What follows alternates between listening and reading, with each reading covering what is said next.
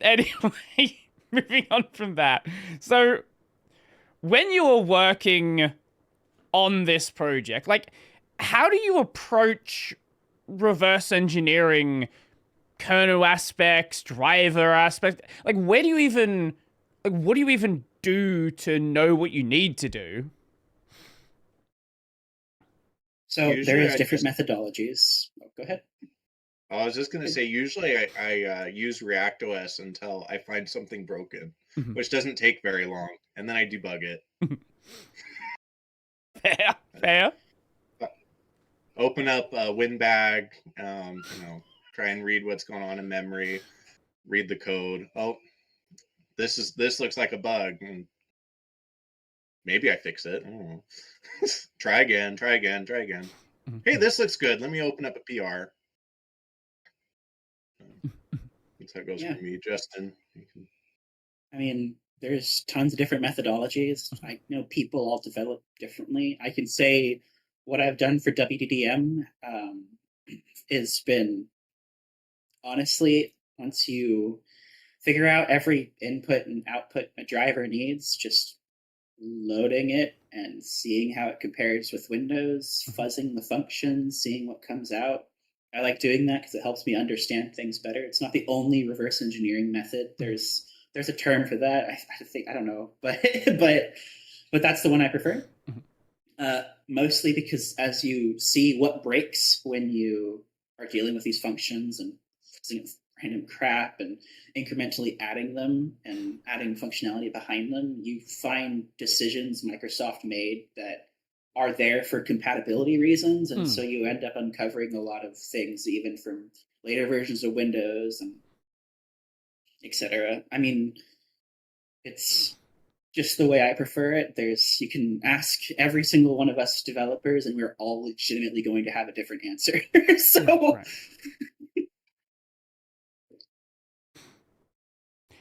I would imagine you've probably run across things that are documented, but you look at what it's actually doing, and it's not doing what it says it's doing. Well, that happens all the time. yeah. Yeah. And I used to think MSDN documents were just fantastic, perfect, and no, that's nope. They're probably vibe coded too now. Vibe guessing. I'm guessing.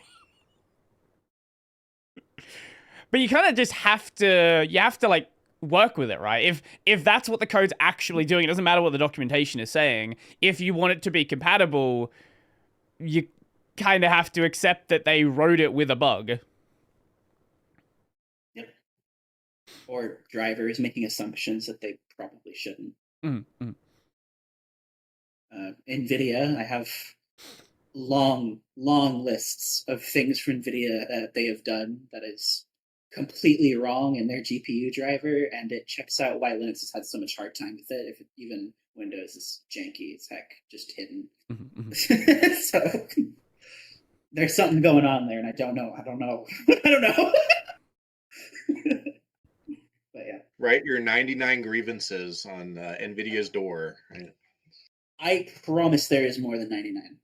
Oh, all right. Glad we narrowed it down. Top 99, you go with that.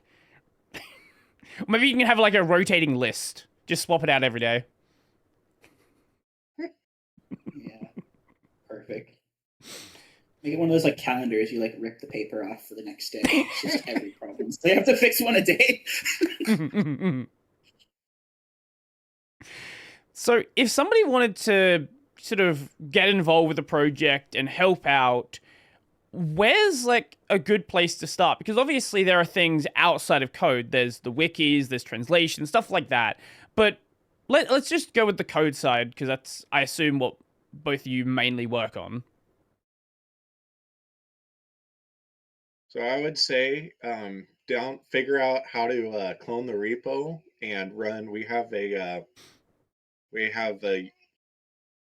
build environment. It's called the ReactOS build environment. Get that set up and compile ReactOS, and I'd say that's a great start. And then try changing something, you know. Mm. Oh, I want to make Oh. I want to make this. Yeah, he likes to scream. Um, change the start menu text so it says something different, you know, for fun. Right. Go, you know, oh, I want to make this red, right? Like, Mhm. and then slowly you'll kind of figure out, okay, well, this. My start was there was settings not being saved in Explorer, Mhm. and so I was like, okay, well, I can fix this, and so I did, and PR'd it, and it got accepted, and then slowly just built more and more out from there. So you would say start poking around the code base, seeing what changes when you change various things, and then slowly develop some sort of knowledge of an area that you might want to make a change to. And as you run into a bug, then sort of poke around that and see what is, I guess, what is affecting that area, what is controlling that area. Yeah. So I got my start programming first, not even for ReactOS too. I downloaded Windows Phone SDK samples, and I played with those, and I think that's a great way to get started in any project. Fair enough. Fair enough. Maybe coming and interacting with us on Mattermost also can gain some information. My first couple weeks I spent looking at the project, I just read things that people talked about and tried to grasp how messed up things were. And then that's you see the failures and you learn from them, and then that gives you the basis of knowledge, and then you fail more. Roughly how Lurking's a great skill. What's a great skill? Sorry. Lurking. Lurking. Yes. Roughly how big is the code base at this point? Oh, I used to know the answer to this.